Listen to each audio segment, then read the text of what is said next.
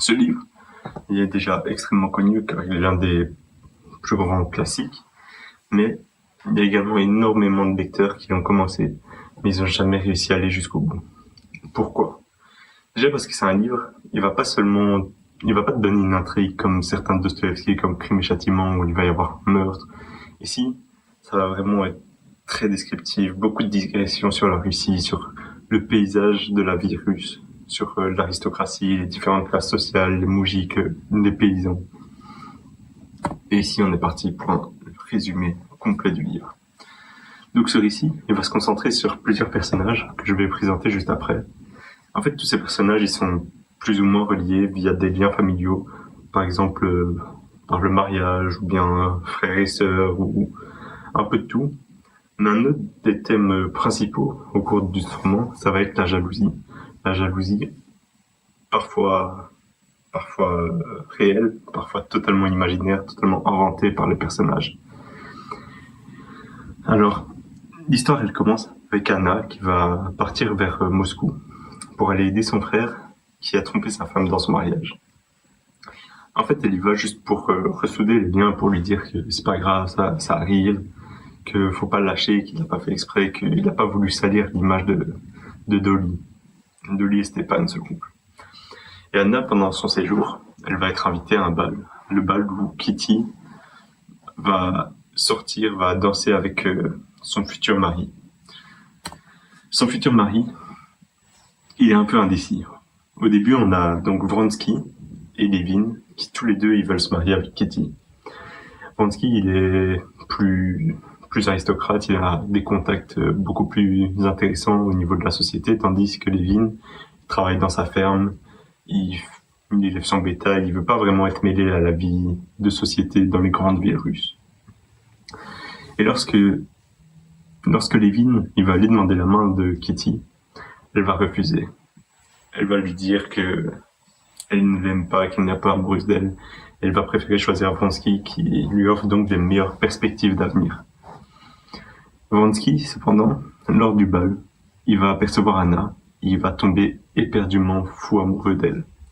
Il va la suivre ensuite jusqu'à Saint-Pétersbourg pour la rejoindre et espérer entamer une histoire d'amour avec elle.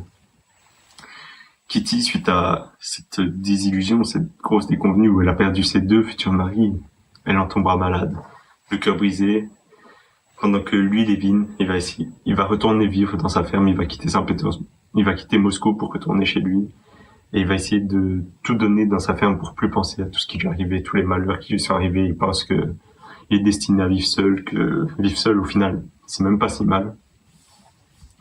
Et dans un même temps, Anna et Vronsky, eux, ils vont commencer à entretenir une relation amoureuse, alors qu'Anna, elle est mariée à Alexei, un homme assez important dans la ville.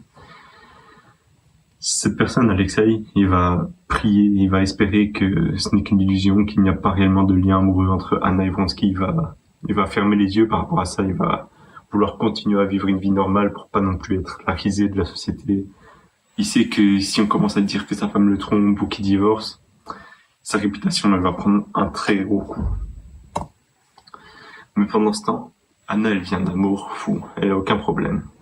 Et Levin, lui, il continue donc sa vie solitaire. Il commence à prendre conscience que les relations qu'il a, il aurait aimé qu'elles soient meilleures, celles avec ses frères, ses demi-frères, Nikolai.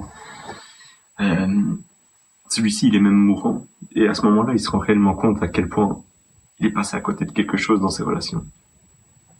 Il continue en plus à essayer d'oublier Kitty, mais au final, au fond de lui, il est toujours amoureux, même s'il y pense beaucoup moins parce qu'il se donne à 100% dans sa vie de fermier, de personne de la campagne. Au fond, un jour, lorsque il l'aperçoit juste à travers un carrosse, il se rappelle à quel point il est amoureux, les sentiments qu'il a, il fera tout pour l'éviter. Mais un jour, il finira par la revoir, grâce à son ami Stepanovitch. Mais ça, on y reviendra plus tard. Anna, elle va assister à une course hippique, où Vronsky sera l'un des cavaliers. Durant la course, il sera blessé, et son mari, Alexei, le mari d'Anna, il observera la réaction d'Anna, il se rendra compte que ça devient vraiment compliqué, que ça va devenir dur à le cacher. Et lorsqu'ils rentrent chez eux, ensemble, Anna, elle lui avoue tout. Elle décide que c'est fini, elle en peut plus de tout garder. lui dit qu'elle veut divorcer, mais qu'elle veut également garder la garde du fils qu'elle a eu avec Alexei. Et en plus de ça, que pour l'instant, elle est enceinte d'un deuxième enfant, mais pas d'Alexei, c'est un enfant de Vronsky.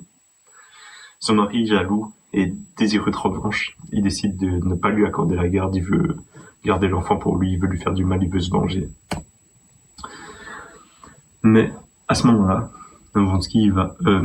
Alexei il va devoir partir en voyage à cause de certaines lois qu'il a proposées lors d'assembler avec la haute société russe. Et pendant son voyage, Anna, sur le point d'accoucher, est aux portes de la mort. Et elle fait envoyer une lettre pour qu'il revienne auprès de lui, parce qu'elle veut lui implorer son pardon, elle veut se repentir, elle comprend que ce qu'elle a fait c'était mal, tout ça. Et Alexei, il la pardonne. Ils vont finir par revivre ensemble, car elle ne mourra pas, malgré les pronostics très négatifs de la part des médecins, elle ne mourra pas. Elle retournera vivre avec Alexei. Ça fait un gros coup dur pour Vronsky, qui, en rentrant chez lui, il prend un fusil, il se tire dessus, il essaye de mettre fin à ses jours. Par chance, il survivra. Mais, pour l'instant, Anna est repartie vivre avec Alexei. Elle se rendra vite compte que, malgré qu'elle ait essayé de se repentir, malgré qu'elle ait essayé de changer sa relation, ça fonctionne pas, elle ne l'aime toujours pas, elle le dégoûte. S'en suivra pour Anna une descente en enfer, entre la perte de la garde de son fils, lorsqu'elle repartira avec Vronsky, et une dégradation perpétuelle de son statut social. Plus personne ne veut traîner avec elle, elle est devenue un paria, personne ne veut traîner avec une femme qui trompe son mari, elle est rejetée par toutes les sociétés, ce qui va la faire descendre en enfer mentalement, elle n'aura plus rien. Elle n'aimera même pas sa fille qu'elle a eue avec Vronsky. Tout ce qu'elle voulait, c'est son enfant, son premier enfant, mais elle peut plus l'avoir. Et là, tout va mal pour Anna. Dès que Vronsky sort, elle pense toujours qu'il est parti voir une autre femme, qu'il ne l'aime plus comme avant parce qu'il a un peu moins d'attention pour elle. Et ça va être un cauchemar à vivre.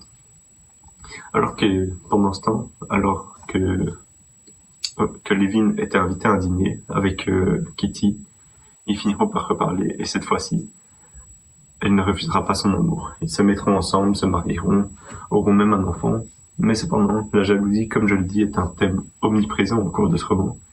Et Levin, dès qu'il verra Kitty approchée par un autre homme, juste parler quelque peu, directement, la jalousie va le prendre.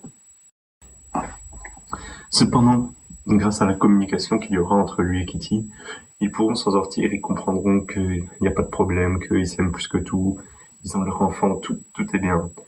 Alors que de l'autre côté, l'histoire d'Anna, elle va se terminer tragiquement. Elle ne communique pas avec Vronsky et continue à penser qu'il s'en va voir d'autres femmes. Un jour, elle décide de le quitter, de partir loin, de refaire sa vie toute seule ailleurs.